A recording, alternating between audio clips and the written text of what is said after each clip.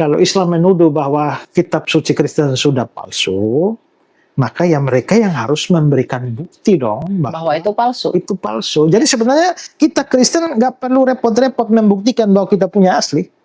Biarkan aja mereka buktikan. Kalau kita mau kasih tahu bukti keaslian Alkitab kita, itu hanya kemurahan hati saja, bonus saja. Tapi kalau kita tidak kasih tahu juga, ya bebannya ada pada kalian. Kalau kalian tidak bisa buktikan, artinya tuduhannya menjadi gugur. Kapan pemalsuan terjadi? Kasih tahu tahun berapa? Apakah ada catatan sejarah yang mencatat tentang pemalsuan itu? Di wilayah mana pemalsuan itu terjadi?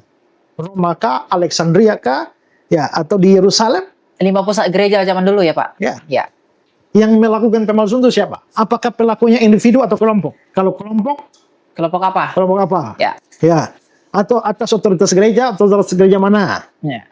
Ya.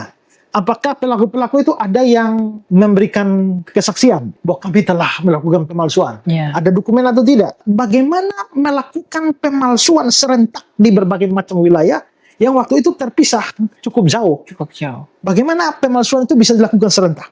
Apa bukti bahwa bagian itu berbeda dari naskah sebelumnya? Kasih datanya dulu dong.